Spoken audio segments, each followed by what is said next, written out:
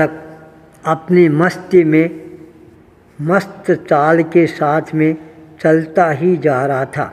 अचानक विचारक परमेश्वर घूमता घूमता एक बहुत बड़े उपवन में पहुंच जाता है। उपवन में घूमते घूमते उसकी नज़र एक बहुत अच्छे सुंदर कलीदार खिलते हुए फूल के ऊपर केंद्रित हो जाती है। फूल की मुस्कान को देखकर विचारक विचार में पड़ जाता है, क्या बात है, यह फूल इस तरह से खिलखिला रहा है, हंस रहा है, क्या इसके जीवन के अंदर कोई भी प्रकार का दुख नहीं है जो यह इस तरह से मुस्कुराहट के साथ के अंदर हमेशा घूमता रहता है, झूमता रहता है। विचारक अपने आप को रोक नहीं पाता है। उस खिलते हुए फूल के निकट जाकर खड़ा हो जाता है और उसको बहुत ही करीबी के साथ देखना प्रारंभ कर देता है। विचारक से रहा नहीं जाता है। विचारक ने फूल से कहा, अरे फूल, तू इतना ज़्यादा खिल रहा है, पता है थोड़ी देर बाद के अंदर तू मुरझा जाएगा, ज़मीन पर गिर जाएगा, मिट्टी में मिल जाएगा। फिर यह इतनी तेरे चेहरे पर खुशहाली मुस्कुराहट है, यह मेरे समझ में नहीं आ रही है, तू क्यों मुस्कुरा रहा है। फूल विचारक की तरफ देखकर और ज़्यादा तेज़ी के साथ के अंदर खिलखिलाना प्रारंभ कर देता है। फूल जब खिलखिलाता है तो विचारक और ज़्यादा मन में विचार करना प्रारंभ कर देता है। उसी समय विचारक ने देखा कहीं से उड़ती हुई एक रंग बिरंगी तितली है। वह आती है, फूल के ऊपर बैठती है, थोड़ा सा पराग है ग्रहण करती है और वह तितली खुश होकर वहाँ से उड़ जाती है। तितली के रंग बिरंगे रंगों को देखकर विचारक और ज़्यादा प्रसन्न चित्त बनना प्रारंभ हो जाता है। देखो इस तितली को कितनी अच्छे अच्छे सुंदर सुंदर रंग है वो प्राप्त हुए हैं।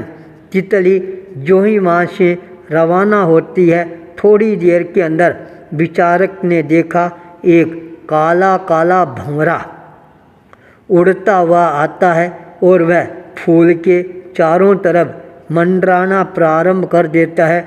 मधुर ध्वनि के साथ के अंदर गीत का स्वर है गुंजायमान करना प्रारंभ कर देता है। सारा वातावरण है वह भंवरे की आवाज़ से गुंजायमान होना प्रारंभ हो जाता है। विचारक उस भंवरे को बहुत ही एकाग्रता के साथ देखना प्रारंभ कर देता है। देखो सारा रंग है इसका कितना काला है, पर इसकी आवाज़ है, गुंजार है, वह कितनी मधुर है। भंवरा फूल के चारों तरफ चक्कर काटता है, फिर उस फूल के ऊपर थोड़ी देर के लिए बैठता है। फूल से थोड़ा सा रस है वह ग्रहण करके भंवरा तत्काल वहाँ से उड़ान भरना प्रारंभ कर देता है। विचारक उस दृश्य को बहुत ही गंभीरता के साथ देखना प्रारंभ कर देता है। भंवरा जो ही वहाँ से पलायन करता है और उसी समय उसने देखा एक मधुमक्खी है, वह कहीं से दौड़ती हुई आ रही है और वह मधुमक्खी आकर फूल के ऊपर बैठ जाती है। फूल के थोड़ा सा पराग है, रस है, वह खींचना प्रारंभ कर देती है। थोड़ी देर के अंदर उस रस के कणों को लेकर मधुमक्खी है वह वहाँ से उड़ जाती है। पास में एक उसने अपना छत्ता बना रखा था, वहाँ जाकर शहद का निर्माण करना प्रारंभ कर देती है। विचारक ये सारा दृश्य बहुत ही गंभीरता के साथ देखना प्रारंभ कर देता है। उसी समय उस उपवन के अंदर एक छोटा सा बच्चा है, हंसता खिलता बच्चा है, वह आता है। जब उसकी नज़र उस खिलते हुए फूल के ऊपर केंद्रित होती है और वह बच्चा अपनी मुस्कुराहट को रोक नहीं पाता है और ज़्यादा मुस्कुराहट के साथ उस फूल के पास में आकर खड़ा हो जाता है। फूल की पंखुड़ियों पर हाथ फेरना प्रारंभ कर देता है। फूल से सुगंध है वह लेना प्रारंभ कर देता है। बच्चे का चेहरा और ज़्यादा खिलना प्रारंभ हो जाता है।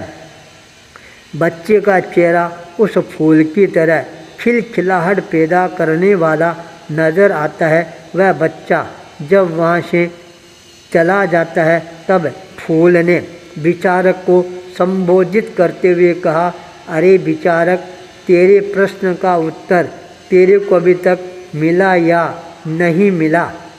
मेरे को पता है, मेरे को सायंकाल के समय मुरझाना है, ज़मीन पर गिरना है और मेरी खुशबू है वह यहीं पर फैल कर रह जाएगी। मैं इस चीज़ से अनभिज्ञ नहीं हूँ, पर एक बात हमेशा ध्यान रखना, जो व्यक्ति हंसता है तो सारा संसार है उसके साथ में हंसना प्रारंभ कर देता है। विचारक, तुमने देखा होगा कोई अध्यापक जब मुस्कुराहट के साथ अपनी कक्षा में प्रवेश करता है तब कक्षा के सारे विद्यार्थी होते हैं उनके चेहरे पर भी मुस्कुराहट आनी प्रारंभ हो जाती है। जब व्यक्ति मुस्कुराता है, अध्यापक मुस्कुराता है, तो सारी कक्षा के विद्यार्थियों के चेहरे पर एक नई मुस्कुराहट है वह आनी प्रारंभ हो जाती है। जब कोई मरीज दुख से महाभयानक व्यथित हो जाता है, पीड़ित हो जाता है, उस समय यदि वह हॉस्पिटल पहुंच जाता है डॉक्टर की चरण शरण में, जब डॉक्टर मुस्कुराता हुआ मरीज के पास में आता है और मुस्कुराहट के साथ जब बातचीत करना प्रारंभ करता है तब विचारक, तुमने देखा होगा जिसके भयंकर पीड़ा होती है वह व्यक्ति अपनी पीड़ा को भूल जाता है। डॉक्टर के चेहरे की मुस्कुराहट को देखकर वह पीड़ित व्यक्ति है वह भी मुस्कुराना प्रारंभ कर देता है। इस संसार के अंदर जो हंसता है तो सारी जनता है वह अपने आप ही उसको हंसती हुई नज़र आनी प्रारंभ हो जाती है। इसलिए हंसना ही मेरी जिंदगी है।